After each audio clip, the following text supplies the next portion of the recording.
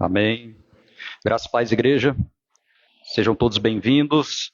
Estamos aqui mais uma vez para glorificar o nome do Senhor e só temos a agradecer por tudo que Ele tem feito em nossas vidas, que esse culto seja para a honra e glória do nome dEle. Amém? Vamos ficar de pé, vamos iniciar, vamos orar e assim engrandecer o nome do nosso Deus. Amém? Querido Deus, eterno Pai, graças te damos, ó Deus, por mais uma vez estarmos aqui reunidos no Teu santo nome. É um privilégio, ó Pai, podermos estar na Tua casa, podermos buscar, ó Deus, em comunhão a Tua presença, ouvir a Tua voz, ó Deus, glorificar o Teu santo nome através dos louvores, das nossas orações. Nós pedimos, ó Deus, que o Senhor venha falar conosco, ó Pai, nesta noite, que o Senhor venha, Pai, com o Teu Santo Espírito, nos ensinar os Teus estatutos, os Teus caminhos. Estamos aqui, ó Deus, para glorificar o Teu santo nome. Abençoa cada vida que se faz aqui presente, ó Pai. Abençoa também aqueles que vão assistir, ó Deus, através das redes sociais, que o Senhor possa abençoar ricamente. Abençoa, Deus, aqueles que não puderam vir por algum motivo, que o Senhor possa, Pai, estar visitando, estar abençoando, Pai. Nós cremos na Tua graça, no Teu poder, na Tua misericórdia. Recebe o nosso louvor, recebe a nossa adoração, e que tudo que for feito aqui, ó Pai, seja para a honra e glória do Teu santo nome, conforme a Tua vontade, em nome de Jesus. Amém e amém. Podemos assentar? Vamos louvar a Deus nesse momento, a equipe de louvor está com oportunidade. Boa noite, irmãos, graça e paz.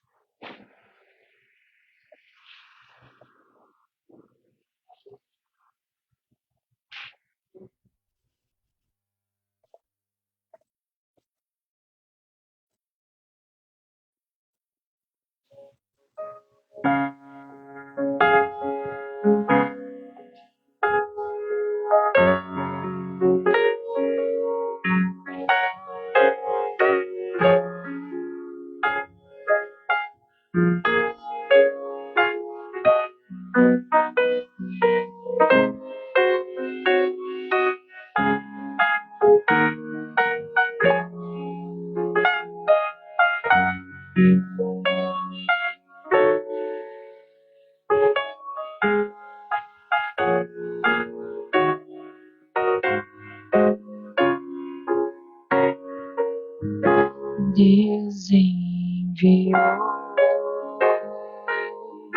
seu Filho amado para perdoar,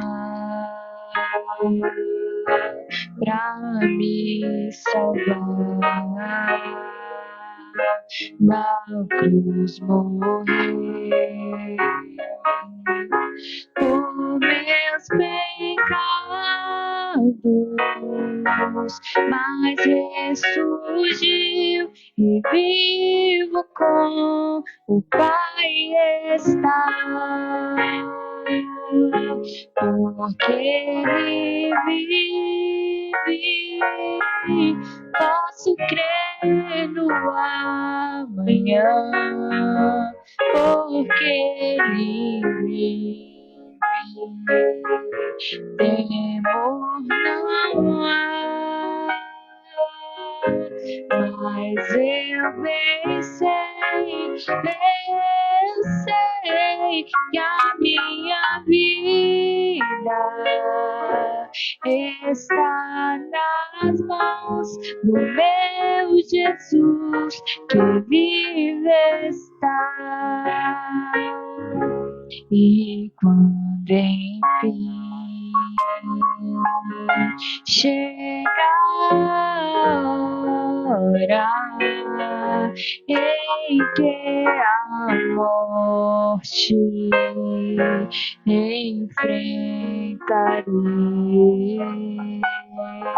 sem então terei vitória,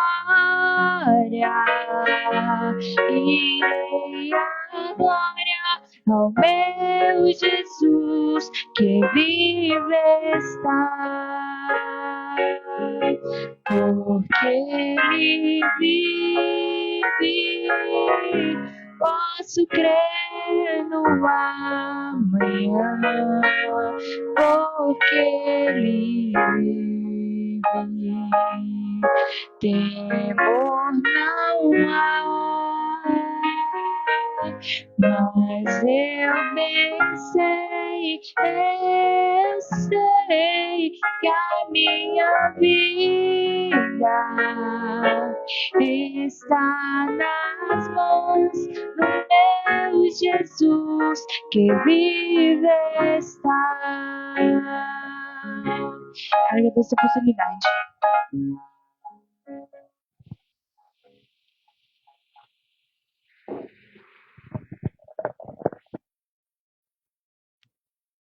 Amém. Glória a Deus. Cristo é a esperança viva daqueles que creem. Como é bom ter a certeza que temos um Deus vivo que nos tem prometido, que nos prometeu a vida eterna ao lado dele, e a gente só tem a glorificar o nome do Senhor. Amém? Hoje, o pastor Marconel, ele vai dar sequência nos estudos expositivos na carta do apóstolo Paulo aos Gálatas, e o tema da ministração hoje é restaurando e suportando uns aos outros. Restaurando e suportando uns aos outros. Restaurar vidas e suportar uns aos outros é a prática de um dos apontamentos que o próprio Senhor Jesus Cristo fez quando lhe foi perguntado qual era o maior mandamento da lei. E ele, resumidamente, ele fala que o primeiro era amar o Senhor teu Deus de todo o teu coração, de toda a tua alma, de todo entendimento. E o segundo mandamento é semelhante a esse: amar ao próximo como a si mesmo. Então, restaurar vidas e suportar uns aos outros faz parte dos nossos relacionamentos. Os dois relacionamentos, se bem observarmos, fala de relacionamento. Os dois mandamentos, o primeiro e o segundo. O primeiro e principal e fundamental daquele que crê, se relacionar em amor com Deus, em espírito e em verdade, andando no espírito. E em consequência desse primeiro mandamento, nós amarmos ao nosso próximo como a si mesmo. Vivemos numa sociedade que está cada vez mais difícil nós mantermos relacionamentos uns com os outros. Uma sociedade egoísta, uma sociedade egocêntrica, uma sociedade que, de certa forma, cada dia mais busca viver isolado uns dos outros. É perceptível quando nós estamos em alguma sala de espera, quando estamos ou mesmo no ônibus ou no Uber, as pessoas têm procurado se refugiar no celular. Já observaram isso? Cada um com o rosto no celular, e a gente não tem mais tantas possibilidades de relacionamento quando andamos por aí. Uma característica dessa sociedade moderna: querer isolar-se. Mas, como cristãos, nós não podemos viver numa bolha, porque o próprio Senhor diz que nós somos luz do mundo e sal da terra. Ainda que muitas vezes nós queremos ficar no nosso mundinho fechado, queremos ficar na nossa zona de conforto, no nosso ciclo de amizade, no nosso ciclo social, é preciso romper esses desafios que a sociedade moderna tem demonstrado nos relacionamentos e buscar aplicar aquilo que o Senhor Jesus Cristo nos ensinou com relação ao trato com as pessoas. E é nesse sentido que eu gostaria aqui, de forma introdutória, fazer uma reflexão acerca de como vencer esses desafios. E tem uma passagem que é muito conhecida, que se encontra no Evangelho do nosso Senhor Jesus Cristo, conforme o relato de João. Já peço que os irmãos vão abrindo aí, em João, capítulo 8. onde Jesus, de forma prática, ele ensina, ele mostra o procedimento que nós devemos ter nos relacionamentos, seja com as pessoas que estão ao nosso redor, sejam com os de casa, os da família. E eu creio que é bem ilustrativo para que nós possamos entender um pouco mais qual é a vontade de Deus para as nossas vidas com relação ao trato com as pessoas, ao relacionamento com as pessoas. Os irmãos já devem ter aberto, nós vamos fazer a leitura e vamos fazer alguns comentários a respeito dessa passagem que é tão conhecida, que fala a respeito da mulher adulta, a mulher adúltera, a mulher pega em adultério. Diz assim a palavra do Senhor a partir do verso 1. Jesus foi para o Monte das Oliveiras e pela manhã cedo ele voltou novamente ao templo e todo o povo vinha até ele e assentando-se os ensinava. E os escribas e fariseus trouxeram-lhe uma mulher pega em adultério e colocando-a no meio de todos, disseram-lhe: Mestre, essa mulher foi apanhada em adultério no próprio ato. Ora, Moisés nos ordena na lei que tais sejam apedrejadas. Mas tu, o que dizes? Isso eles diziam, tentando, para poderem ter do que o acusar. Jesus, porém, inclinando-se, escrevia com seu dedo no chão, como se não os ouvisse. Então, quando eles continuaram a perguntar-lhe, ele, levantando-se, disse-lhes: Aquele que dentre vós está sem pecado, seja o primeiro que lhe atire uma pedra. E, tornando a inclinar-se, escrevia no chão. E eles, ouvindo isso, sendo condenados por sua própria consciência, saíram um, a começar pelos mais velhos, até os últimos. E Jesus foi deixado sozinho e a mulher em pé no meio deles. Tendo Jesus se levantado e não vendo ninguém senão a mulher, ele disse-lhes: Mulher, onde estão aqueles teus acusadores? Nenhum homem te condenou? E ela disse: Nenhum homem, Senhor. E disse-lhe Jesus: Nem eu te condeno. Vai-te e não peques mais. Amém? Uma passagem bem conhecida.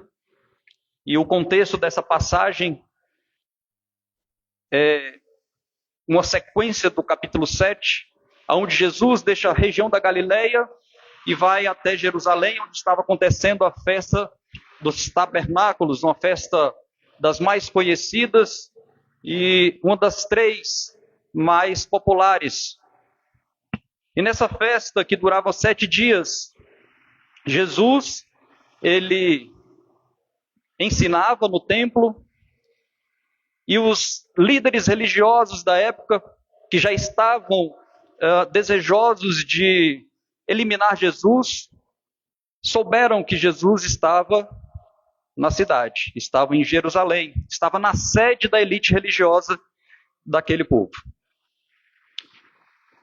Então, sabendo que Jesus estava pregando e que sua fama cada vez mais crescia, tanto é que o povo, alguns chamavam ele de profeta, outros consideravam que ele verdadeiramente ele era o Cristo de Deus, e alguns outros também questionavam, dizendo que não poderia surgir profeta vindo da Galileia. E nesse contexto de perseguição, a elite religiosa, os escribas e fariseus, eles chamam soldados para mandar prender Jesus nesse período em que ele se encontrava ali naquela festa.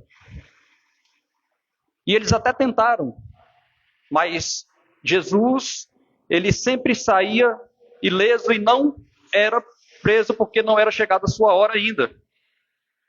E terminados os 7 dias de festa, aqueles soldados, aqueles guardas que foram mandados para prender Jesus, eles voltam até aqueles líderes religiosos sem prender Jesus. E isso deixou eles mais irados ainda. E é nesse contexto de perseguição em que nós entramos aqui no capítulo 8 e vemos esse relato a respeito da mulher adúltera. Aqui no final do capítulo 7, no versículo 53, diz que cada um foi para a sua casa, e no verso 1 do capítulo 8 diz que Jesus foi para o Monte das Oliveiras, certamente foi orar. Como durante o dia as pessoas o cercavam, como durante o dia as multidões o seguiam, era a noite que ele buscava um período a sós com o Pai. E diz que essa noite ele foi ao Monte das Oliveiras, e pela manhã cedo do outro dia, lá aqui no versículo 2, diz que ele volta novamente e, assentado, ensinava a toda aquela multidão. E isso nos mostra o cenário em que se formou esse relato que nós acabamos de ler. Imaginem vocês, Jesus assentado e aquela multidão ao seu redor, e ele estava ali ensinando. Quando de repente surgem os fariseus e os escribas trazendo uma mulher, certamente forçosamente, fazendo um cenário de tumulto.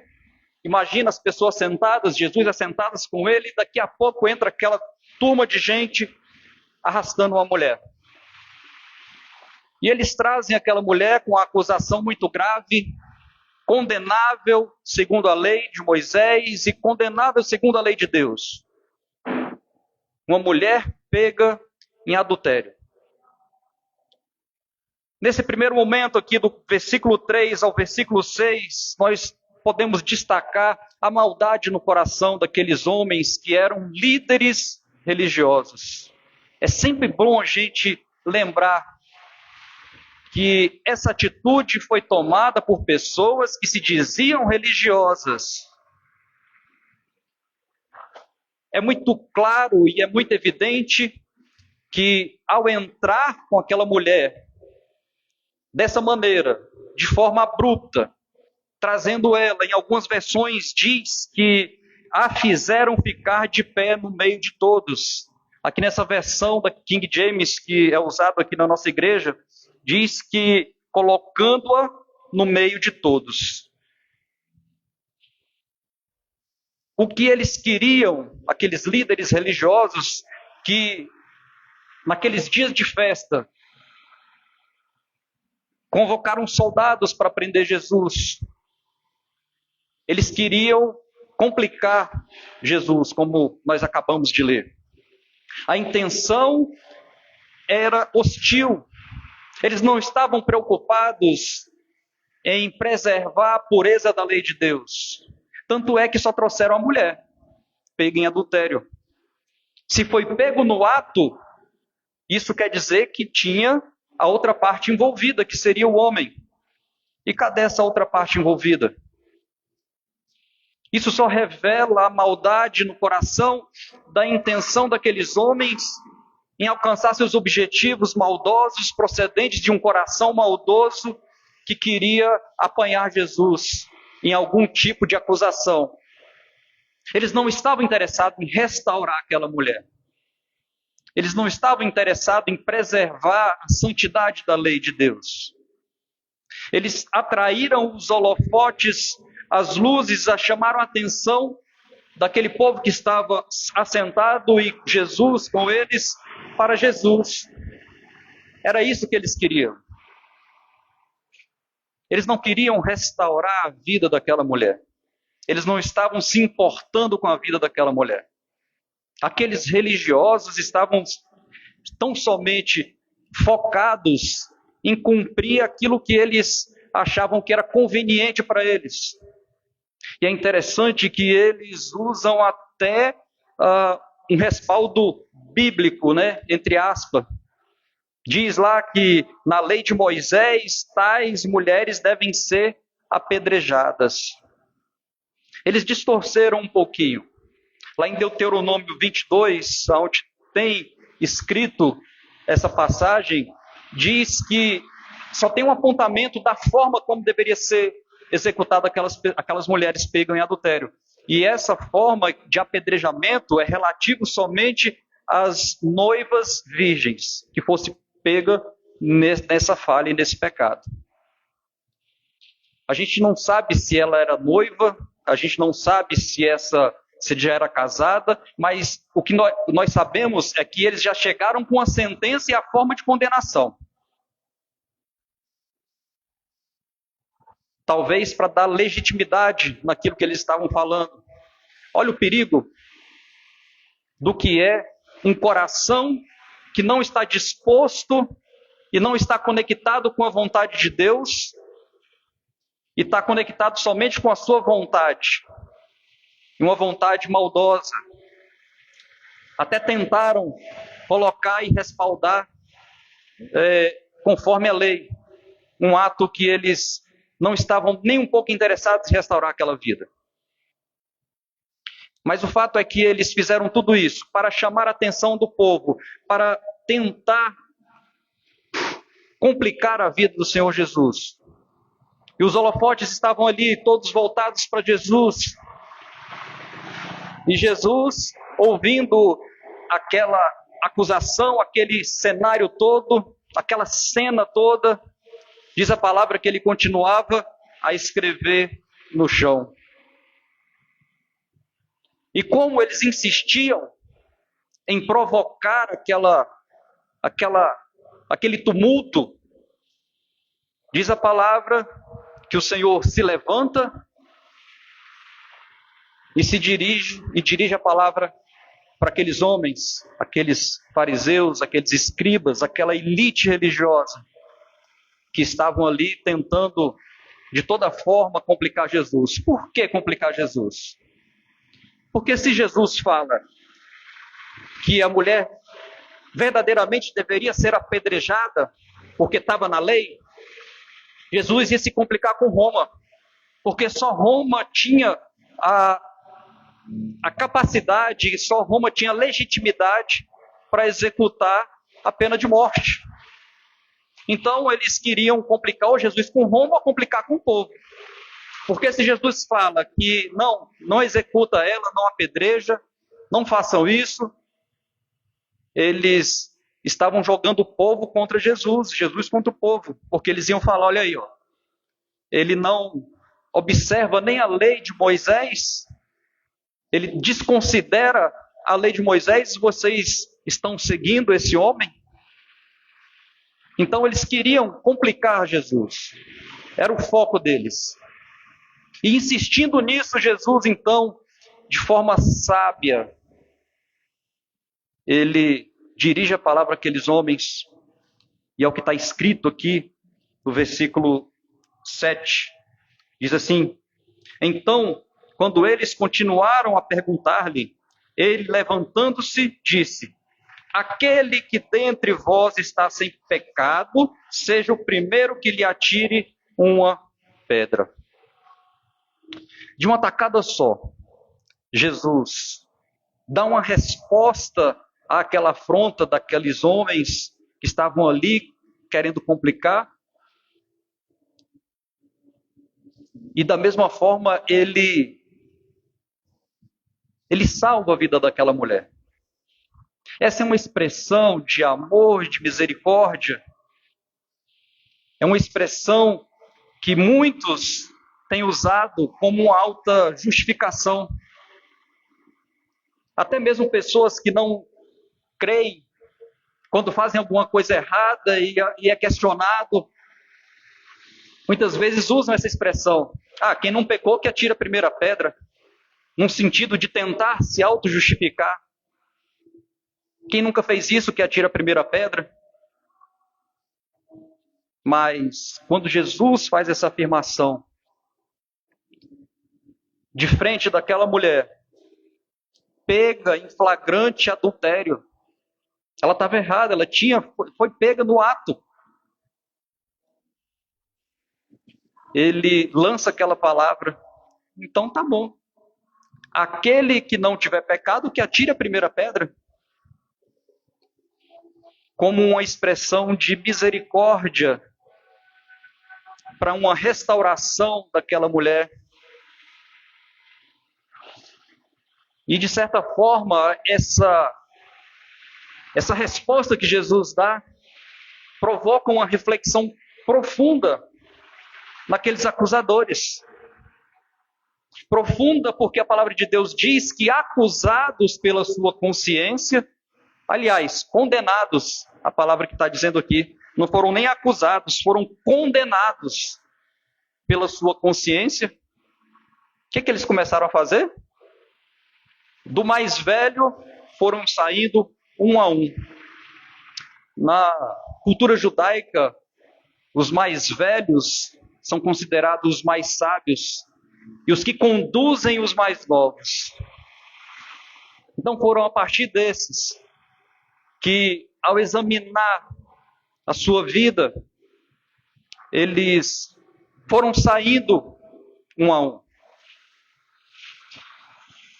E diz a palavra do Senhor que depois que foram saindo até os últimos, Jesus foi deixado sozinho e a mulher em pé no meio deles. Olha só a inversão que houve aqui. Aqueles homens que entraram com aquela mulher sendo arrastada, colocada no meio, exposta, para atrair os holofotes para Jesus. Certamente eles não haviam desistido de condenar Jesus, já que os soldados não conseguiram prendê-los, eles vieram com outro plano mirabolante para pegar Jesus em alguma falha. Colocaram os holofotes em Jesus e agora os holofotes estavam neles. Quando Jesus fala, aquele que não tem pecado, que atire a primeira pedra. Atirar a primeira pedra é avalizar, é dar o aval de que aquela condenação era para ser executada. E nenhum deles teve a moral de dar esse aval. Por conta de que quem é que pode condenar uma pessoa por conta de pecado? Qual o ser humano que tem essa capacidade? E assim eles foram saindo um a um. E fica só a mulher e o Senhor Jesus, como diz aqui. Jesus foi deixado sozinho e a mulher em pé no meio deles. No verso 10, diz assim: tendo Jesus se levantado e não vendo ninguém, senão a mulher, disse-lhe: mulher, onde estão aqueles teus acusadores? Nenhum homem te condenou? Já pararam para imaginar o que passava na cabeça daquela mulher? Foi pega em flagrante adultério, foi arrastada, colocada no meio de todos, diante de Jesus e daqueles seus acusadores. Certamente ela pensou, acabou, é o fim, vou morrer aqui.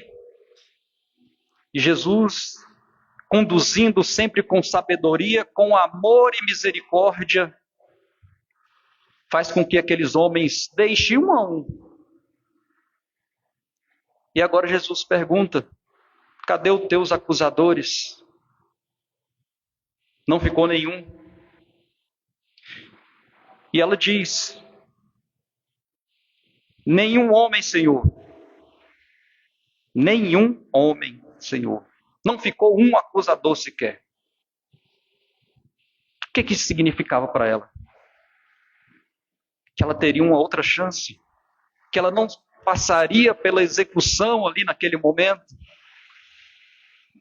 E isso faz lembrar, e é impossível nós lermos uma passagem dessa e não lembrar da nossa situação, quando estávamos mortos nos nossos delitos e pecados, e sem merecimento algum, como aquela mulher também que foi pega em flagrante adultério, só pela graça e misericórdia do Senhor Jesus, foi livrada da condenação. Assim como nós, assim como cada um de nós, um dia foi encontrado dessa mesma maneira, miserável, morto nos seus delitos e pecados, até que o Senhor Jesus nos resgatou dessa situação, sem merecimento nenhum. Como os pastores gostam de ilustrar aqui, todos caminhando ladeira abaixo, e Deus, na sua infinita misericórdia, escolhe um, escolhe outro, para tirar e salvar do precipício da morte eterna. O amor de Deus nos resgatou, o amor de Jesus e a misericórdia de Jesus também resgatou aquela mulher de ser sacrificada naquele instante. E muitas vezes nós não temos paciência de lidar com o nosso próximo. Muitas vezes a gente se ira, se irrita, não suporta as pessoas, sendo que Deus fez a mesma coisa conosco. E nós queremos, de certa forma, querer ser melhor que Deus, que resgatou, que suportou, que amou. E aqueles homens, como religiosos, como conhecedores da palavra, da lei de Deus, deveriam ter, no mínimo, tomado aquela mulher sob custódia, de uma maneira diferente, abordar Jesus, mas esse não era a intenção, como nós vimos, e isso fica de lição para nós. E Jesus, diante daquela mulher que realmente tinha cometido um fato grave, mas ele ensina que o amor e a misericórdia deve anteceder qualquer tipo de julgamento. Jesus veio mudar a perspectiva, ele veio ensinar a verdade, e nós devemos aprender essas verdades e colocar em prática, para superar aqueles obstáculos que eu havia dito no começo dessa breve reflexão, de uma sociedade decaída, de uma sociedade egoísta, hedonista, de uma sociedade egocêntrica, para amar o próximo como a si mesmo, somente com amor e misericórdia vindo do Pai. E Jesus, ele, para encerrar essa breve passagem, ele diz assim: e disse-lhe Jesus, lá no versículo 11, nem eu te condeno, vai-te e não peques mais. Isso é importantíssimo nós entendermos, que Jesus, ele não estava conivente com o pecado daquela mulher. Ele queria restauração para a vida daquela mulher. Ele fala aqui no sentido dela ir embora e abandonar aquela vida de pecado. Nós sabemos que é impossível, ainda nesse corpo corrompido e exposto a todo tipo de concupiscência, não pecar. Nós pecamos, nós falhamos, mas essa não é a nossa regra. Essa é a exceção. Deve ser a exceção daquele que crê. Vai e abandona a tua vida de pecado. Jesus queria restauração daquela vida. E é interessante e intrigante também, a lei exigia sacrifício, exigia morte naquele caso de adultério. E não houve morte aqui. Aquela mulher não foi morta pelo aquele pecado do adultério que ela havia cometido. Então quer dizer o quê? Que Jesus transgrediu a lei? De forma alguma. Porque foi ele mesmo que cumpriu a toda a lei. Ele se fez a lei. Ele morreu por aquela mulher, morreu por mim, morreu por você. A lei não deixou de ser cumprida, pelo contrário, Cristo foi o cumprimento total da lei. E é o que nós devemos levar em conta para nossas vidas. principalmente nessa questão de restauração e de suportar uns aos outros, sempre lembrar que Jesus fez por nós e que nós devemos refletir esse amor que o próprio Senhor teve comigo e teve com você, sem merecimento algum de nossa parte. Nós possamos caminhar nessas verdades, que nós possamos primar nos nossos relacionamentos pelo amor, pela misericórdia, pelo exemplo de Jesus. E assim que nós possamos caminhar sendo sal da terra e luz do mundo, fazendo diferença nesse mundo corrompido pelo pecado. Que Deus nos abençoe, que Deus, com seu Santo Espírito, nos oriente a cada dia a vivenciar nos relacionamentos esse amor que Deus nos doou pela sua graça. Amém? Vamos louvar ao nosso Deus. Em seguida, o pastor Marconel vai trazer a palavra. Pedir para o pastor Júnior estar orando aqui pelo preletor toda noite. Amém?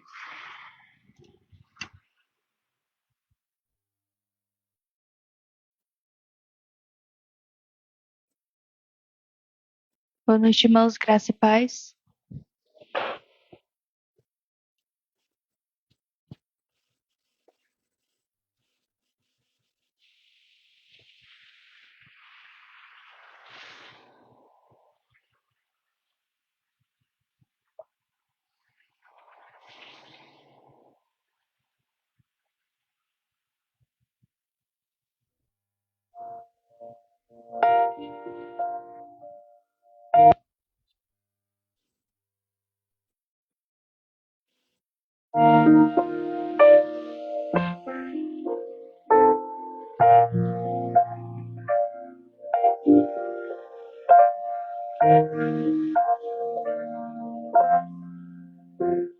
De todas as provas que eu já passei, é bem difícil, Senhor, a gente ter que ouvir acusações do vil tentador.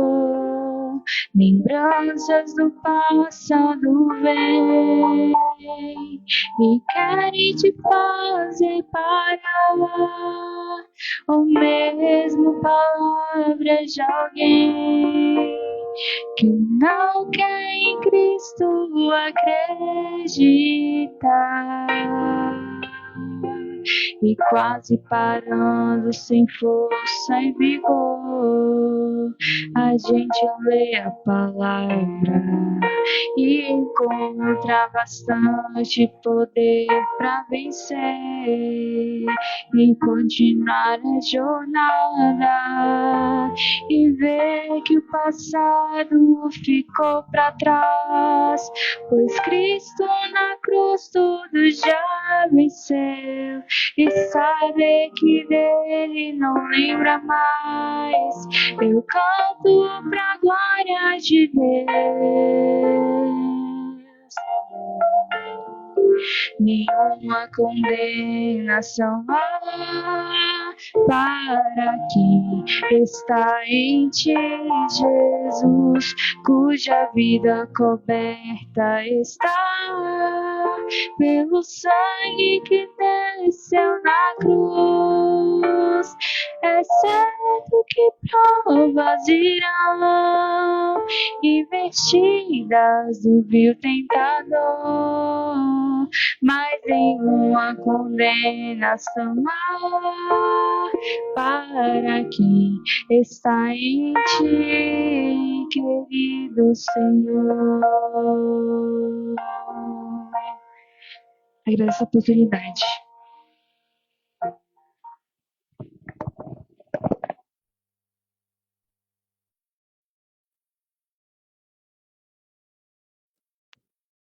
Boa noite, igreja, graça e paz.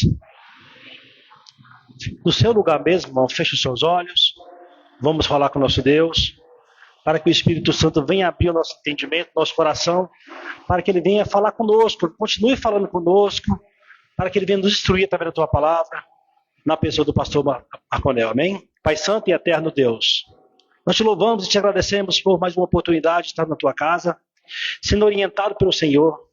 Nós te pedimos, Pai, que teu Espírito Santo vai vir abrir nosso entendimento. Fala conosco, Senhor Deus. Nos instrua, nos admoeste, Senhor Deus. Nos dê coragem e ousadia para continuar firme, Pai, no caminho que o Senhor preparou de antemão para nós. Pai Santo, usa o teu servo, pastor Marconel, Senhor Deus, para entregar a mensagem que o Senhor preparou no teu coração, Senhor Deus. A tua igreja anseia por ti. Instrua-nos, em nome de Jesus te pedimos e te agradecemos, Pai. Amém.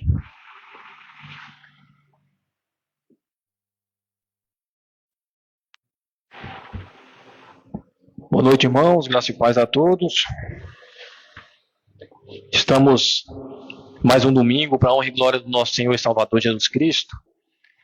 Estamos aqui dando continuidade à palavra do Senhor, às pregações expositivas, né? Todos os domingos nós estamos trazendo pregações aqui da palavra do Senhor, e hoje não será diferente.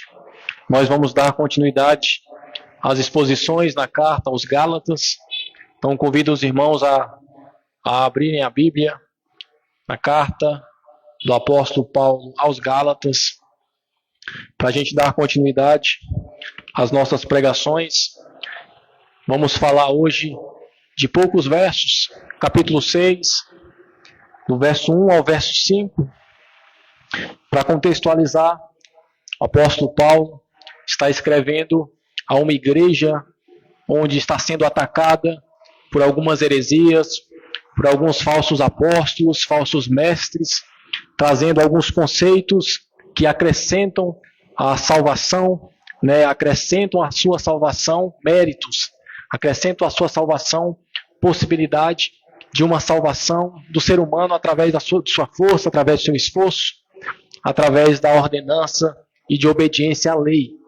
E essa carta, que é conhecida como a Carta da Liberdade Cristã, ele vem combater justamente a essas igrejas na Galácia, que não era só uma igreja, não, uma região de igrejas que estavam com esse mesmo erro. Nós vimos que ele traz fundamentos desde o capítulo 1 até o capítulo 4, trazendo fundamentos dos próprios judaizantes, da própria lei, né, do próprio Velho Testamento, falando sobre Abraão, sobre Isaac, sobre Sara, né? Falando sobre esses personagens importantes para aquele povo e mostrando de forma clara que o Velho Testamento mostra e aponta para Cristo. E ele vem mostrando que o Evangelho é conhecido como justificação pela fé. Ele chama essa doutrina, a justificação pela fé, como o Evangelho de Cristo nesta carta, para mostrar a importância do sacrifício de Jesus, a importância de crermos em Cristo Jesus como nosso único e suficiente Salvador. Entregarmos os méritos da salvação a Cristo, né, e esvaziarmos das nossas forças, dos nossos méritos e entregar a Cristo.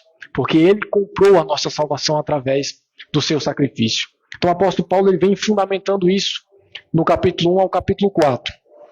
Capítulo 5 e capítulo 6 ele passa dessa fundamentação para uma aplicação prática. E aí ele vem como apóstolo, como fundamentador, como uma pessoa basilador daquela igreja, ele vem fundamentar em algumas verdades, e ele entra em alguns assuntos a respeito dessa igreja. Nós vimos que no capítulo anterior, nas pregações anteriores, ele vem falar sobre obras da carne, foi falar sobre fruto do Espírito, ele vem falar sobre aquelas pessoas que manifestam as obras da carne, as pessoas que andam no Espírito, que precisam estar vivendo no Espírito, as pessoas que são capacitadas todos os dias a estar cheios do Espírito. Ele não fala somente nessa carta a esse respeito, ele fala também em Efésios, sobre nós vivermos cheios do Espírito. E aí aqui no capítulo 6 ele continua fazendo aplicações. E aqui ele vem trazer para um tema importante para nós hoje, importante para a época, mas para nós hoje também, que ele vai falar sobre a restauração, né? Sobre a ajuda, sobre o amor que nós devemos ter uns para com os outros, né? A exortação, a restauração, a ajuda, o apoio que nós devemos ter para com os irmãos. Então, no capítulo 6, dentro desse contexto, ele vai falar exatamente assim na King James 1611, que nós utilizamos aqui. Diz assim, Gálatas capítulo 6, dos versos 1 ao 5.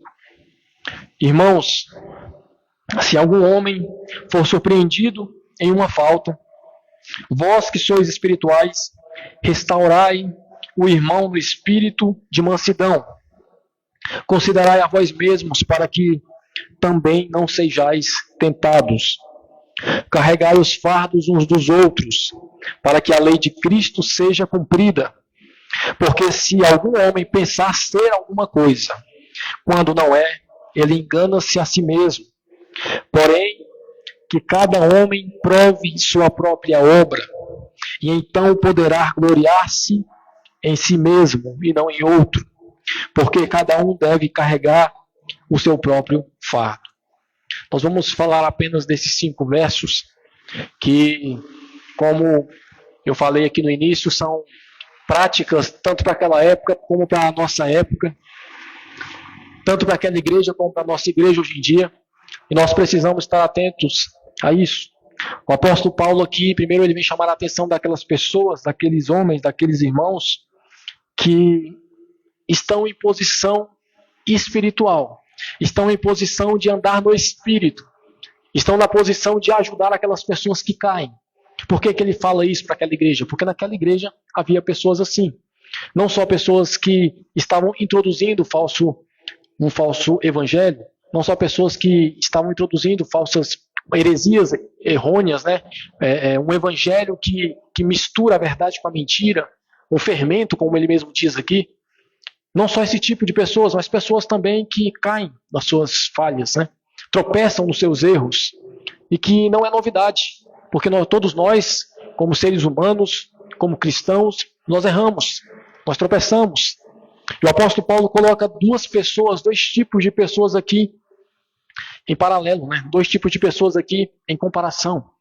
Ele diz: irmãos, se algum homem for surpreendido em uma falta, e a primeira coisa que ele fala aqui existe essa possibilidade, né? Esse se é um condicional. Existe a possibilidade de um cristão verdadeiro dentro da sua igreja ele tropeçar em uma falta. Por quê? Porque ele é um ser humano falho. Ele é um ser humano que tropeça, que erra. Ele está em um momento de salvação, em um momento de santificação, porém ele não é um homem perfeito ainda. Ele não é um homem glorificado ainda. O padrão de santidade exigido por Deus para nós ainda não foi alcançado. Ele foi alcançado somente em Cristo Jesus. Mas nós chegaremos nessa etapa da vida quando nós formos glorificados, quando Cristo voltar para nos buscar. Mas por enquanto existe esse si. Por enquanto existe essa condição. Existe essa possibilidade de que eu e você possamos um dia vir a cair, vir a tropeçar. E isso aqui não é regra, isso aqui é exceção. Por isso que o apóstolo Paulo diz se, né? Se algum homem for surpreendido em uma falta, e agora ele direciona o texto para aquelas pessoas que não estão nessa falta, para aquelas pessoas que estão um patamar acima, uma pessoa que é espiritual. E aqui eu não estou dizendo de poder, eu estou dizendo daquelas pessoas que vivem em espírito, aquelas pessoas que são maduras na fé, aquelas pessoas que vivem de acordo com a palavra do Senhor, cheias do Espírito Santo. A gente precisa lembrar o que é cheio do Espírito. Lá em Efésios nós já estudamos sobre isso.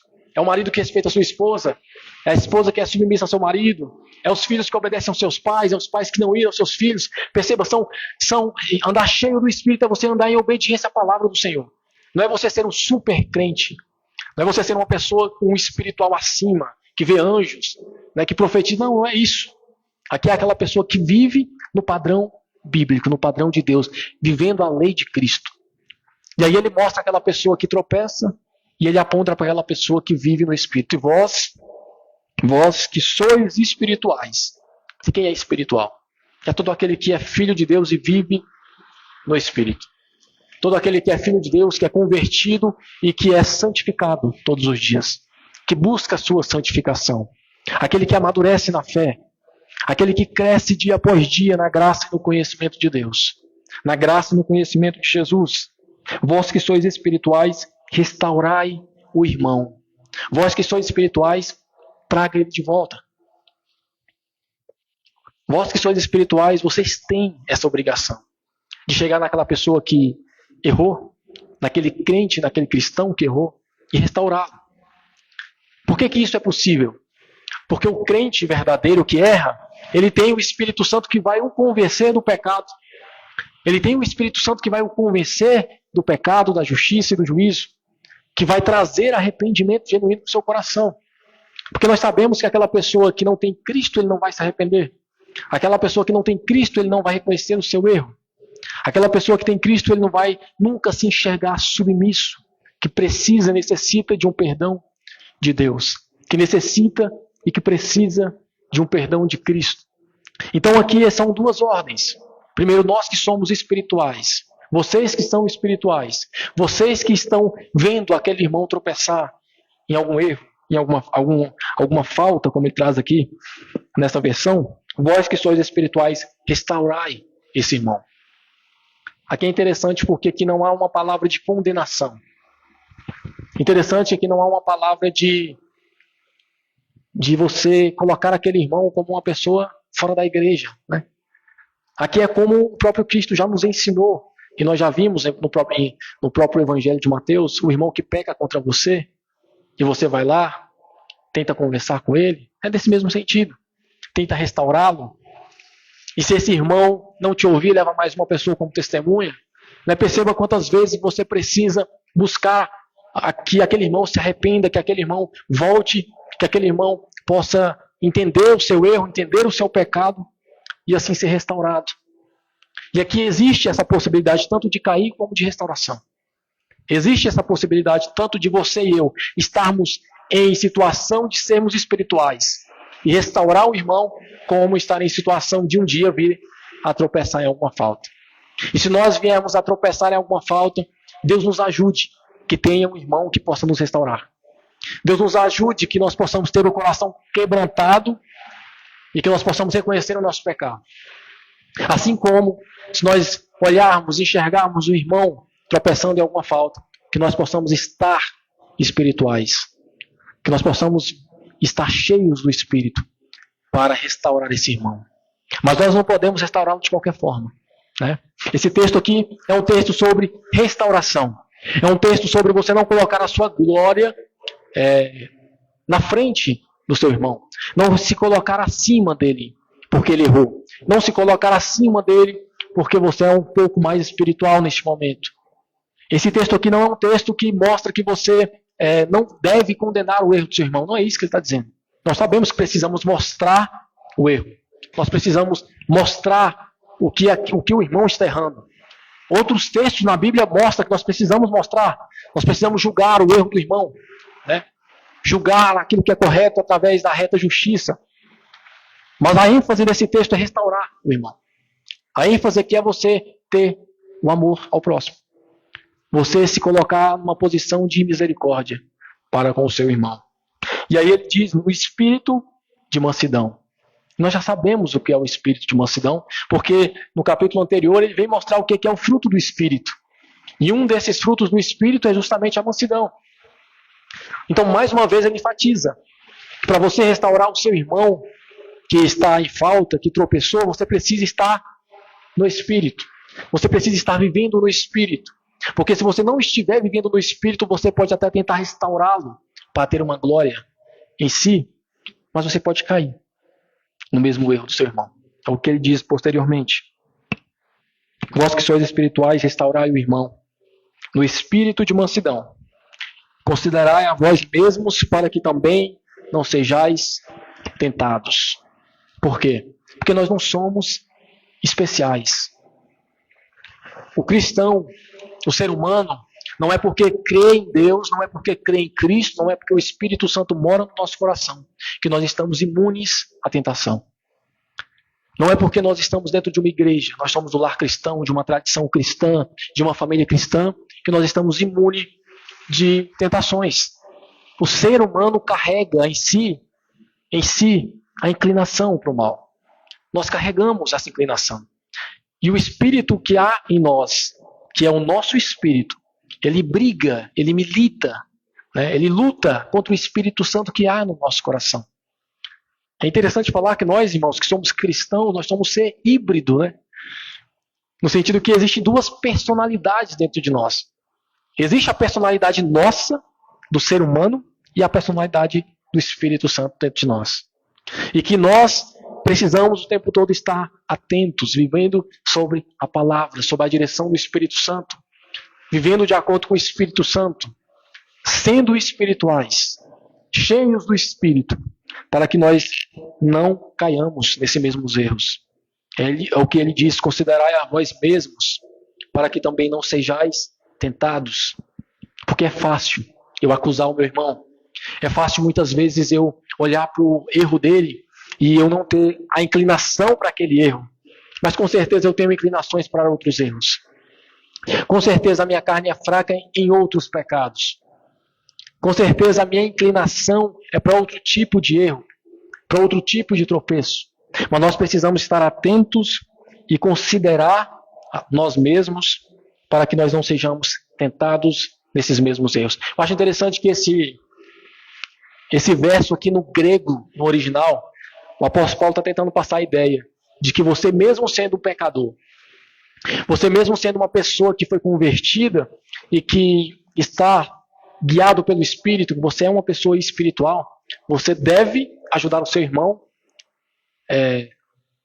vigiando. É o que o próprio Cristo diz na sua oração. Não nos deixais cair em tentação. Né? Isso mostra que nós não somos um crente superpoderoso, um crente acima da média, uma pessoa que nunca vai pecar.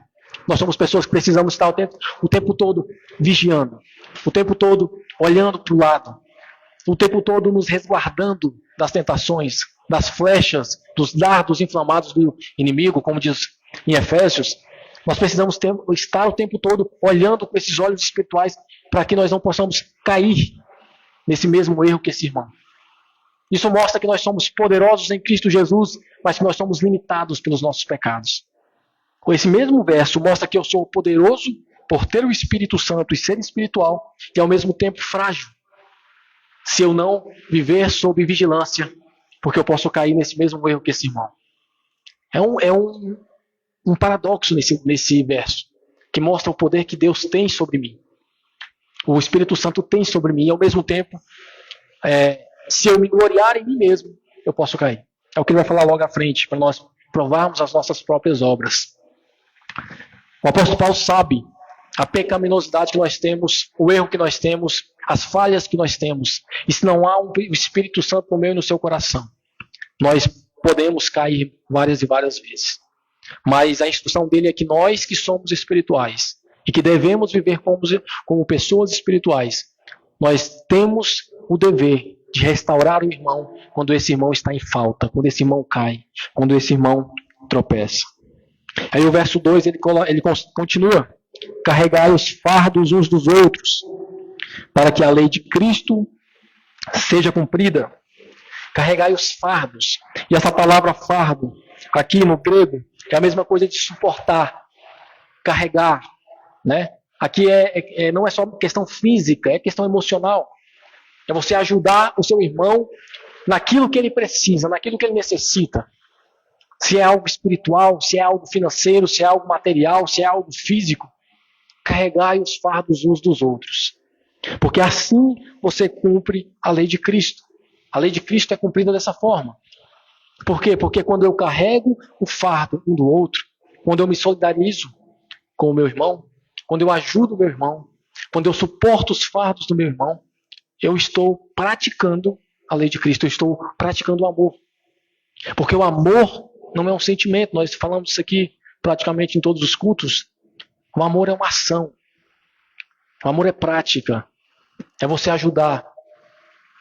É você, como diz aqui o texto no grego, aqui, é você suportar.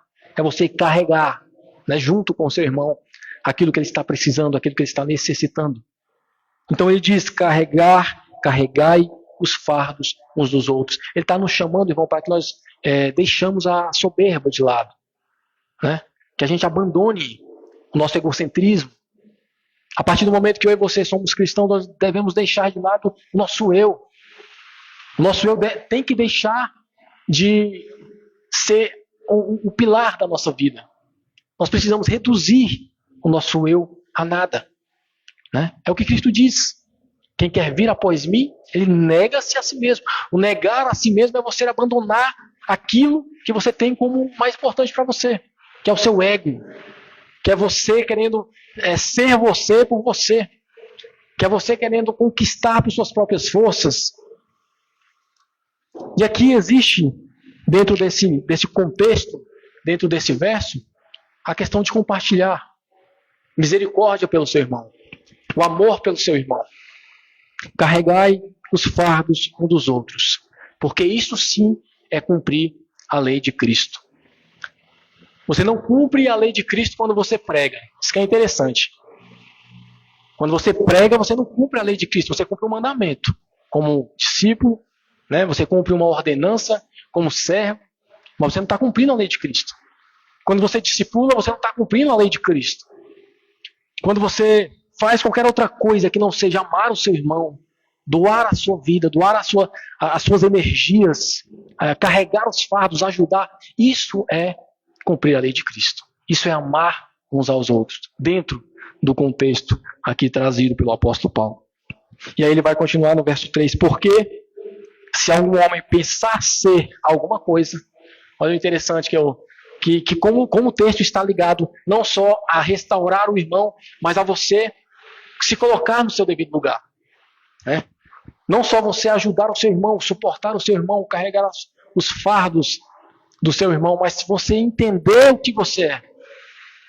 Porque muitas vezes nós somos levados a entender o que nós somos de forma equivocada. Nós vivemos num mundo onde o mundo fala que nós somos muito mais daquilo que nós realmente somos. O mundo fala que você pode ser, né? Que você é o centro de todas as coisas, que primeiro tem que vir a sua vontade. Né? E engraçado que não só o mundo, infelizmente essa mentalidade entra na igreja também. Que você é o centro de tudo, inclusive os astros, as bênçãos, elas rodeiam, elas estão em torno de você. Elas precisam ser acessadas por você, porque você é merecedor de tudo isso. É isso que hoje em dia a mentalidade do mundo que infelizmente entrou na igreja traz. E não é só no mundo de forma contextual, de forma cultural, mas em tudo, em todos os contextos. Seja na igreja, seja no trabalho. Existe muita meritocracia, você tem que passar por cima do seu amigo de trabalho para você ser promovido. Seja na escola, nas universidades, onde se prega ideologias que o que vale é o que você pensa, é o seu prazer, que o que vale é aquilo que você tem, né, como objetivo de vitória. Então perceba, o mundo ele traz esse pensamento. E o apóstolo Paulo deixa claro aqui. Para você carregar uns aos outros, os fardos uns dos outros, primeiro que você precisa se enxergar. Você precisa enxergar que assim como você vai carregar o fardo uns dos outros, as pessoas também carregarão o seu fardo. Você não é uma pessoa que somente vai ajudar, você também é uma pessoa que vai ser ajudada. Você não é somente uma pessoa perfeita, não. Você é uma pessoa imperfeita que precisa de ajuda. Você é uma pessoa imperfeita que contém fardos. E que assim como você ajuda essas pessoas, você será ajudado. Olha o que ele diz no verso 3. Porque se algum homem pensa ser alguma coisa, se você imagina ser alguma coisa, quando nada é, ele engana-se a si mesmo. E aqui é interessante porque entra todos nós, né? O verdadeiro cristão, meu irmão, ele sabe o que ele é. O cristão verdadeiro, ele sabe que ele é pó. Ele sabe que ele é um ser que necessita de misericórdia. Ele sabe que ele é um ser que depende exclusivamente de Deus. Que sem Deus ele não é nada e nem ninguém. O cristão verdadeiro, ele sabe onde fica o seu devido lugar. Ele se coloca como uma pessoa submissa. Ele se coloca como uma pessoa que precisa negar a si mesmo. Mas muitos não. Muitos enganam-se a si mesmo. Muitos se acham, né? E aqui no contexto de igreja, se acham espirituais. Porque aqui o contexto é a igreja. O apóstolo Paulo está escrevendo para as pessoas na igreja. Se algum homem na igreja pensa ser alguma coisa sem si que não é, né? Quando nada é, está enganando a si mesmo. Você está vivendo uma vida falsa, uma vida enganada, uma vida onde a sua mentalidade diz para você aquilo que você não é. E cuidado com isso, porque dessa forma você vai se considerar melhor do que o irmão. Você vai se considerar superior. Você vai se considerar um crente mais maduro, uma pessoa mais especial, né? Um ser humano mais espiritual. Cuidado com isso. O apóstolo Paulo é claro. Se algum homem pensa ser alguma coisa, ele engana-se a si mesmo.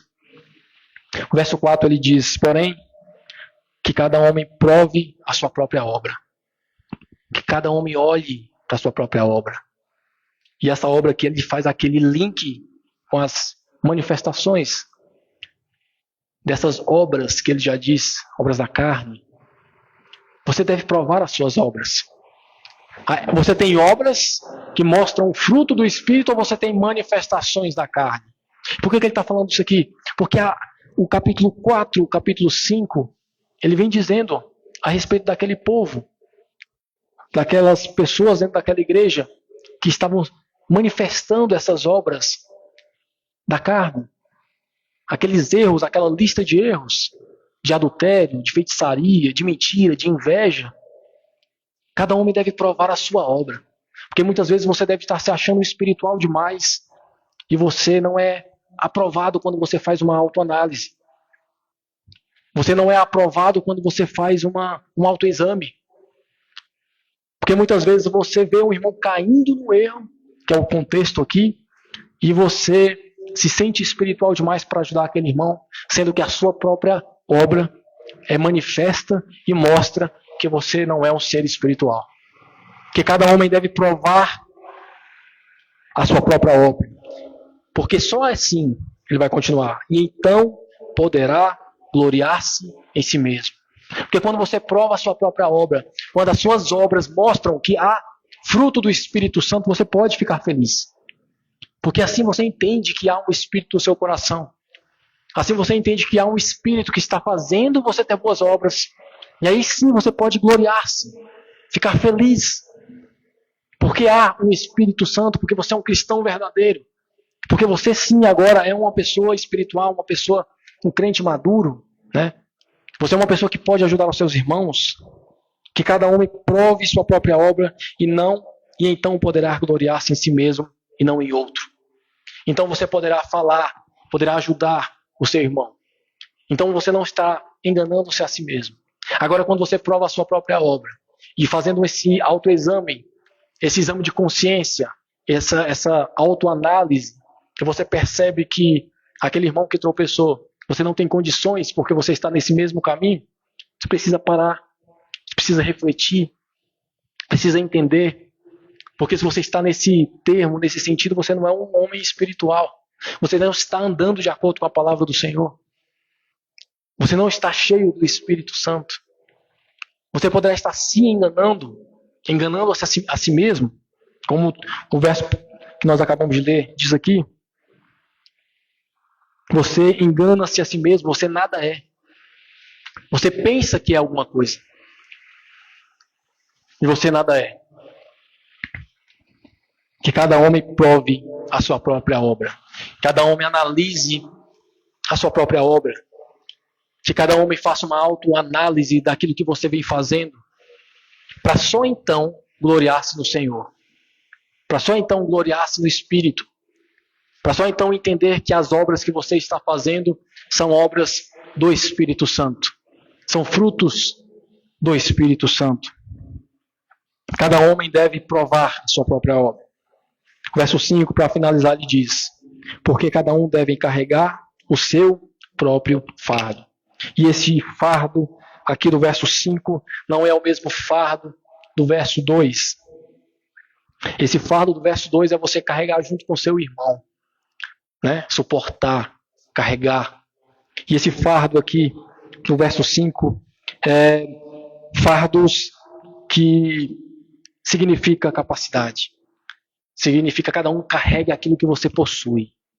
Você é capacitado para carregar aquilo que você possui. Você é capacitado para carregar aquilo que Deus te deu. Cada um carregue aquilo que Deus te deu como fardo. Porque como eu disse, irmãos, todos nós vamos carregar fardos. Muitas vezes o fardo do irmão é muito pesado e ele vai tropeçar. E nós, com o nosso fardo, temos que carregar o fardo do irmão também. Mas muitas vezes o fardo que nós estamos vivendo, o fardo que nós estamos carregando será pesado. E nós tropeçaremos. E haverá irmãos maduros, espirituais, que vai nos ajudar. Precisa nos ajudar. Esse verso final aí do verso 5, porque cada um deve carregar o seu próprio fardo, mostra que nós somos pessoas que temos uma capacidade dada por Deus de carregar esse fardo. Aqui é uma ordem. Cada um deve carregar o seu próprio fardo. Por quê? Porque cada um tem fardo a ser carregado. E esse fardo não pode ser abandonado. Ele precisa ser carregado. Porque Deus nos dá a capacidade de levar. Nos dá a capacidade de andar com esse fardo. Só que é um fardo que muitas vezes eu não conseguirei carregar sozinho. Que muitas vezes eu precisarei de ajuda de um irmão. Assim como no verso 2. Né? Carregar os fardos uns dos outros. Olha que interessante. Assim como no verso 1, ele vai dizer que existem pessoas que tropeçam e que existem pessoas espirituais que devem restaurar esse irmão que tropeça. Ele afirma agora que até o verso 5, que esse irmão que tropeçou carrega fardo. E que esse irmão que vai ajudar também tem um fardo. Então aqui a desculpa não é o fardo. É isso que eu quero que os irmãos entendam. Aqui é a desculpa que não é o fardo. A desculpa que não é que eu tenho um fardo a ser carregado. A desculpa que a intenção aqui do apóstolo Paulo é mostrar que independente se você tem um fardo, independente do fardo que você carrega, você tem capacidade de carregar esse fardo. E quando você tropeça nesse fardo, é um erro. Quando você tropeça nesse fardo, você está errando. Você está deixando de andar de forma espiritual. É essa a compreensão desses 5 versos. Porque quando nós lemos o primeiro verso, de forma isolada, parece que há pessoas que tropeçam em pessoas espirituais que estão num patamar superior. Né? E essas pessoas que estão num patamar superior devem carregar os fardos dos irmãos que estão carregando esses fardos no verso 2. Mas não. O que ele está dizendo aqui é que independente se esse irmão cai ou não, independentemente se o irmão tropeça ou não, tanto o irmão que caiu como o irmão que é espiritual, que vai ajudar aquele a ser restaurado, os dois carregam fardos. Por que esse irmão do espiritual, esse irmão que é considerado, vós que sois espirituais, que carrega esse fardo, não tropeçou? Essa pergunta que tem que ficar para nós, né? Por que esse irmão, essa ordem que o apóstolo Paulo dá, vós que sois espirituais, restaurai o irmão que caiu e que deve carregar os fardos uns dos outros, por que esse irmão que é espiritual e que possui um fardo também não caiu? A resposta é clara. Está no verso 1. Porque ele é um irmão espiritual. Porque ele é um irmão que anda no Espírito. Como está no verso 4. Vocês precisam andar no Espírito, dando fruto no Espírito. O irmão que anda no Espírito, o irmão que é espiritual, ele carrega o seu fardo. Mas raramente ele vai tropeçar. Ele carrega o seu fardo, mas ele não vai colocar em nenhum momento a culpa no fardo para o seu tropeço. Quantos irmãos aqui já viram? Irmão, eu tenho um fardo a carregar, mas eu tropecei porque o meu marido é dessa forma. Eu tenho um fardo a carregar, mas eu tropecei porque sentimentalmente eu estou ruim, estou mal. Eu tenho um fardo a carregar, mas fisicamente eu não estou bem, então por isso eu tropecei. Eu tenho um fardo a carregar, mas psicologicamente eu não estou bem, por isso que eu tropecei. A pergunta que eu faço, irmãos, para nós, de acordo com esses 5 versos aqui, é que eu preciso ou eu tenho que colocar a culpa no meu fardo? Ou eu preciso andar com o meu fardo de forma espiritual mesmo assim? Essa é a pergunta que nós precisamos fazer.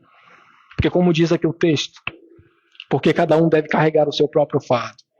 Cada pessoa tem o seu fardo. Uns tropeçarão e cairão. Outros carregarão seu fardo e ainda ajudarão com o fardo dos outros. Como diz o verso 2. Carregai os fardos uns dos outros. Eu espero que nós possamos estar no grupo, né, dessas pessoas que estão andando sempre no Espírito, carregando os nossos fardos. Não colocando a desculpa dos nossos tropeços nos nossos fardos. Não colocando a desculpa dos nossos erros, dos nossos pecados, no fardo que nós carregamos. Porque esse fardo não é pesado, como Cristo diz. O meu fardo é leve, né? Então, muitas vezes nós colocamos a culpa nas circunstâncias, o tropeço nas circunstâncias, o tropeço nos nossos problemas, nas nossas doenças, nas nossas amizades, no ambiente externo que nós vivemos. Nós colocamos a culpa nessas coisas. Mas nada disso tem o poder para fazer eu e você tropeçar como um fardo. Se nós vivemos de forma espiritual, nós estaremos carregando os nossos fardos e estaremos capacitados a carregar os fardos dos outros também. Por isso que dentro da igreja precisa ter pessoas espirituais. Precisa ter pessoas que para carregar os fardos, ajudar as pessoas que estão crescendo na fé, os neófitos na fé, aqueles que não amadureceram ainda, a carregar os seus fardos. E eu não posso, de forma nenhuma, me gloriar em mim mesmo e colocar a culpa do meu erro, a culpa do meu tropeço, naquilo que eu carrego, no fardo que eu carrego. Porque carregar o fardo é uma obrigação, é um dever. Mas é um dever também sermos espirituais e não tropeçarmos. É um dever também, como diz o capítulo 5, andarmos no Espírito, ter fruto do Espírito, viver em mansidão, né? Viver em amor, em paz, em benignidade. Então esses 5 versos aqui traz essa importante reflexão para nós, dentro desse contexto. O contexto naquela igreja era essa. As pessoas deveriam ajudar uns aos outros. As pessoas deveriam fazer um autoexame. As pessoas deveriam também não só carregar os seus fardos, mas ajudar as pessoas com os seus fardos. E para nós finalizarmos, gostaria de trazer 2 aplicações práticas para finalizarmos aqui. A primeira é que dentro da igreja, independentemente se somos cristãos ou não, haverá pessoas que estão vivendo de forma espiritual e pessoas que não estão vivendo de forma espiritual. E isso é algo a se pensar. Você deve ser um cristão. Se você está buscando a Deus, se você está buscando a palavra do Senhor, se você vem à igreja, se o Espírito te traz à igreja, se você quer aprender de Deus, você é um cristão, né? A palavra é clara, a Bíblia diz, o próprio Cristo diz, ninguém vem a mim se o Pai assim não trouxer. Se você está indo a Cristo de forma verdadeira, você é um cristão. Porém, você pode ser um cristão que não está vivendo no Espírito. E aí é o problema. Porque se você é um cristão que não vive no Espírito, você vai tropeçar muitas vezes. Você vai tropeçar com o seu fardo. Você não vai suportar o seu fardo. E esse é um grande problema. Porque tem consequências. Os erros trazem consequências. Agora, se você é um cristão espiritual, que carrega o seu fardo, que vive no Espírito, que não coloca as desculpas nos fatores externos para o seu erro, e que ajuda o seu irmão, você é um irmão que está vivendo no Espírito. Você é o irmão do verso 1, que vai ajudar esse irmão caído. E nós possamos ser esses cristãos, essas pessoas que vivem dessa forma, sem reclamar dos nossos fardos e capacitados a ajudar com o fardo do irmão. Essa é a primeira reflexão que nós podemos trazer. E a segunda reflexão é, dentro desse mesmo grupo de pessoas pode ter pessoas enganadas, pessoas que se enganam a si mesmas, pessoas que acham que são espirituais, pessoas que acham que são maduros na fé. A resposta do apóstolo Paulo para essas pessoas é: prove suas obras, analise a si mesmo, veja se você está cumprindo a lei de Cristo, veja se você tem capacidade de ajudar o seu irmão, veja se você ama de forma prática aquelas pessoas que estão precisando, que estão necessitadas, né? Quando você tem possibilidade de ajudar, você ajuda. Quando você tem possibilidade de carregar o fardo do seu irmão que você está fazendo, analise as suas obras. Prove as suas obras. Então esse texto aqui mostra para mim e para você que nós precisamos continuar, né? Como diz aqui desde o capítulo 4, vivendo no Espírito. A vida do cristão não é você ter momentos no Espírito. É você viver no Espírito. Viver no Espírito é você viver não de forma temporária. É você ter uma vida no Espírito. É você viver de forma espiritual o tempo todo. É difícil, é complicado, mas nós devemos buscar isso, né? O apóstolo Paulo coloca aqui como um dever. Não só nessa carta, como em Efésios, assim como o apóstolo Paulo vai falar, o apóstolo Pedro vai falar na sua primeira e na segunda carta de Pedro. A santificação é um dever. Buscar viver no Espírito Santo é uma obrigação do cristão. E se nós não fizermos isso, nós vamos tropeçar. Não só nos nossos fardos, como também não vamos conseguir ajudar com os fardos dos irmãos. Eu agradeço a oportunidade. No próximo culto nós continuaremos. Acredito que nós vamos estudar mais dois ou três cultos para finalizarmos essa carta. E agradeço a oportunidade, que Deus possa continuar falando conosco. Gostaria de convidar o grupo de louvor.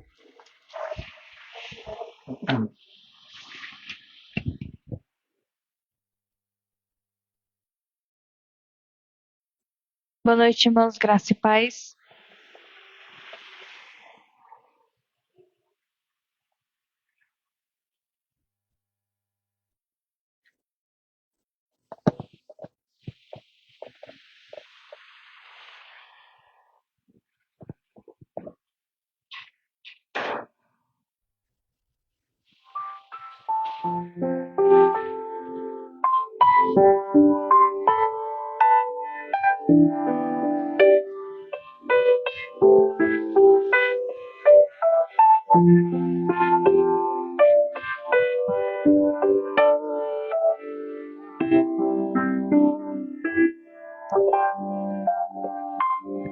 A tua palavra escondi, guardada no meu coração, pra eu não pecar contra ti, Senhor.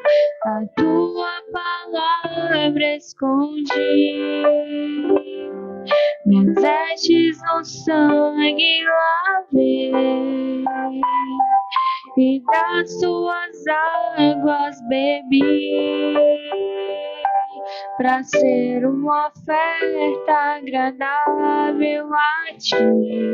Minha vida a ti consagrei. Meus dons e talentos são pra te servir. Meus dons preciosos são os seus. Não vejo razão na minha vida sem ti. Tu és meu Senhor e meu Deus. Assim como o fogo refina o ouro, vem tua obra em mim completa, até que o mundo possa ver tua glória em meu rosto brilhar. A tua palavra escondi, guardada no meu coração, pra eu não pecar contra ti, Senhor. A tua palavra escondi, minhas vestes no sangue lavei, e das tuas águas bebi,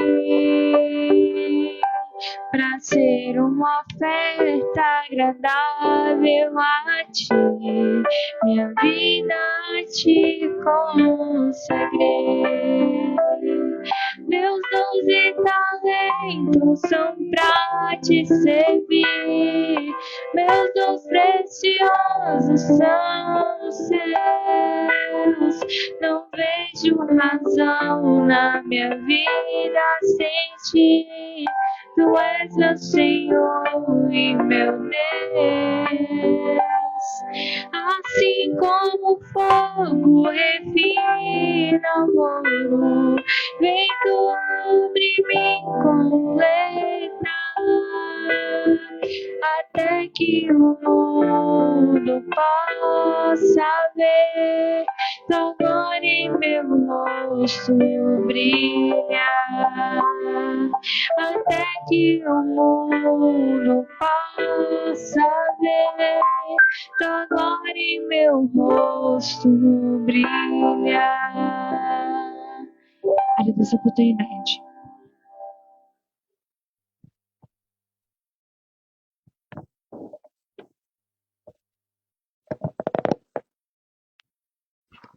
Amém. Glória a Deus. Palavra abençoada e ao mesmo tempo desafiadora para cada um de nós. Desafiadora porque trata de algumas incumbências práticas que são inerentes à vida do cristão. Quantas incumbências nós vemos aqui, né, durante essa palavra?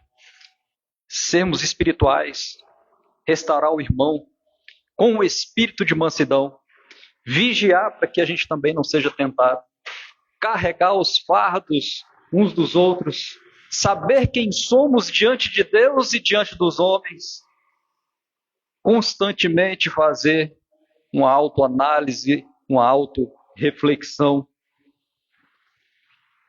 Não é fácil.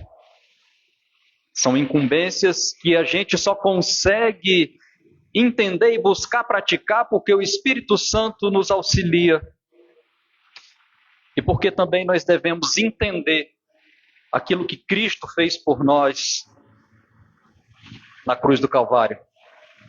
Quando entendemos o que Romanos 8 diz, o pastor Júnior já trouxe aqui para nós, somente no versículo 1 diz assim: portanto agora nenhuma condenação há para os que estão em Cristo Jesus, que não anda segundo a carne, mas segundo o Espírito. E o verso 2 diz: porque a lei do Espírito de vida em Cristo Jesus me livrou da lei do pecado e da morte.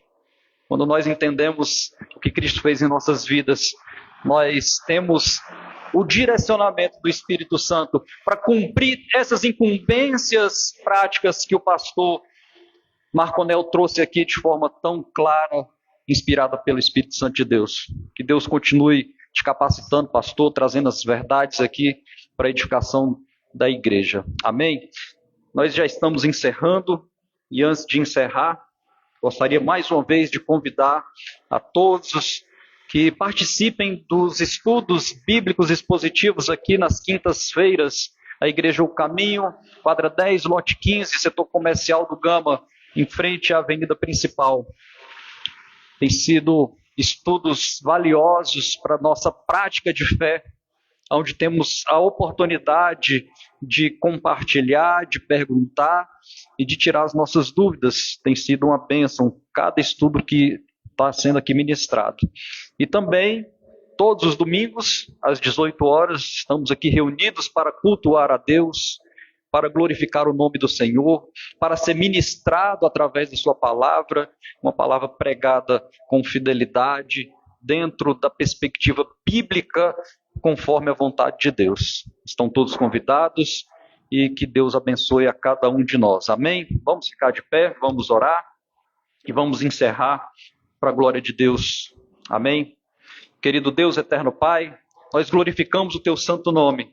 Nós agradecemos, ó Deus, por cada palavra que foi aqui ministrada. Nós te pedimos, ó Deus, o fortalecimento para que nós possamos colocar em prática tudo aquilo que o Senhor tem nos ensinado. Fortalece, ó Deus, a nossa fé. Aumenta o nosso amor pela tua obra. Que nós possamos, ó Deus, caminhar segundo os teus estatutos, cumprindo as incumbências que o Senhor delegou para a nossa vida cristã. Que nós possamos, ó Deus, ser canal de bênção nas vidas das pessoas. Que nós possamos, ó Deus, refletir o amor que o Senhor nos deu pela graça, pela tua misericórdia. Que cada um de nós seja um testemunho vivo desse amor. Que nós possamos fazer diferença na vida das pessoas. Que nós possamos, ó Deus, glorificar o teu santo nome através das nossas atitudes, através dos nossos exemplos, e que seja para a glória do Senhor, que as pessoas enxerguem Cristo em nós. Nós te pedimos, ó Deus, uma semana abençoada. Abençoa a nossa semana, abençoa a nossa vida, abençoa a vida de cada um aqui, de cada família representada. Que o Senhor possa, Pai, nos guardar, nos proteger, direcionar os nossos passos e que a tua palavra seja a luz que ilumina as nossas decisões. Nós te pedimos, ó Deus, que o Senhor venha a nos fortalecer e que nós possamos estar sempre na tua presença, para a honra e glória do teu santo nome. Te agradecemos por tudo que o Senhor tem feito em nossas vidas e é no nome do teu Filho Jesus que nós oramos. Amém. Glória a Deus. Tenha uma semana abençoada. Vamos em paz.